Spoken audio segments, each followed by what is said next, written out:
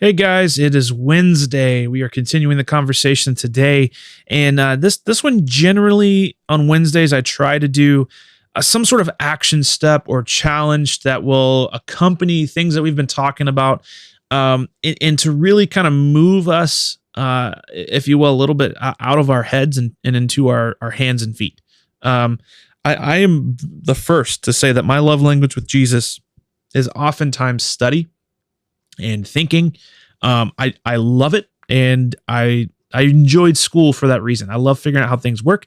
I love learning new things. I love being able to figure out how things connect behind the scenes and everything like that. And that's all good and fine.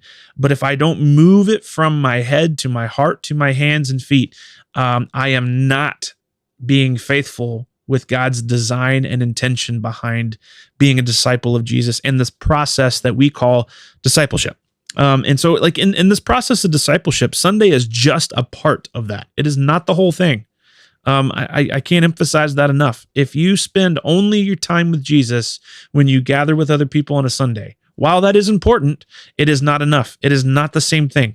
I really pray I am wrong in this, but I do believe that sometimes we going back to the kingdom of presumption, I think we err or are tempted to believe the presumption and the arrogance of thinking that Jesus will not look at us and say, "Away from me, I never knew you."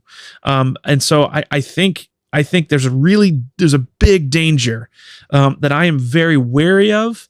And I don't want to mislead anybody. I want to instill the fact that being a disciple of Jesus is not a one day a week thing. It is an every moment of every day thing. And if that right there scares you or exhausts you, I would love to talk with you about how I think you misunderstand what a disciple of Jesus is.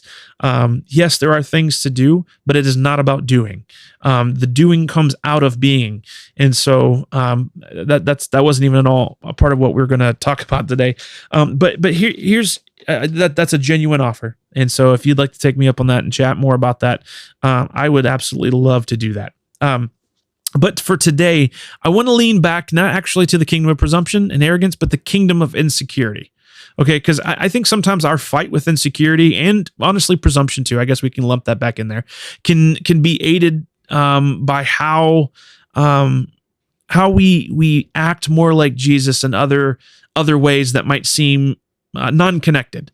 And so I think that because they can be aided by like our fight with these kingdoms and to resist these temptations and to collapse the kingdom of insecurity and of presumption, because they can be aided by these other things, I think it would be good to have some challenges and applications that might seem like they're completely unrelated. Because deep down, because remember the Shema from yesterday, Hear, O Israel, the Lord your God, the Lord is one. Love the Lord your God with all your heart, all your soul, and all your strength, or all your mind, sorry. Jesus adds the strength. I really think that opens the door to how every part of our life is interconnected. It is not compartmentalized like the Western world wants us to think. Our soul is not split off and disconnected from our body as if they don't affect each other. They absolutely affect each other. Right off the top of my head, I remember reading a psalm one time when this really hit home, when David wrote, "The sin is causing a poison to my bones."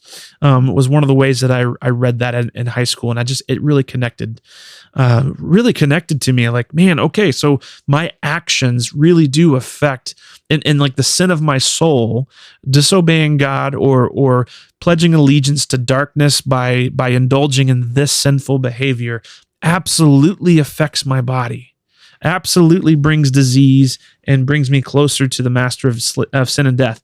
So this is why I'm being really just point blank with that. I really believe that even if like we apply and do challenges that seemingly are unrelated, I think they absolutely are related in other ways. And so I just want to say that, like, we were not created to be fragmented or compartmentalized. So there you go. There's that. So I want you to think about this. I want you to think, because when I was trying to figure out how best to give this encouragement, this application, how best do we do this?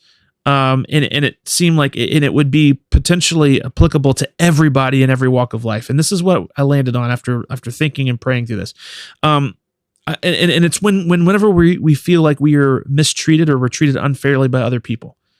And I really believe that when we experience this injustice, it can contribute to an increase in or the growth of the temptation of the kingdoms of insecurity and presumption. I think when I experience, I can think in my life, when I experience being treated unfairly or unkindly or unjustly, I can easily see the temptation to think, man, has God abandoned me? So that right there is the insecurity. And then I also can think, like, how dare they treat me like that? And like that. And so then all of a sudden over here, you get the kingdom of arrogance and presumption popping up. And so hopefully you're able to follow that example. But here's my challenge for this week.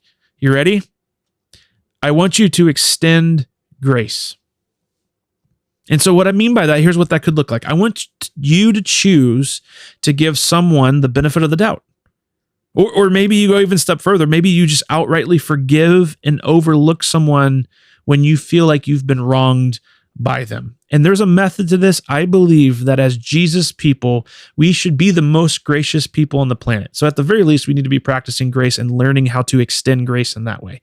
But two, I think there's no quicker and deeper way of uprooting the roots of the temptations of the kingdoms of presumption and arrogance and insecurity and even self-preservation, going back to the previous week. I don't think there's a quicker or better way to do that than to extend grace.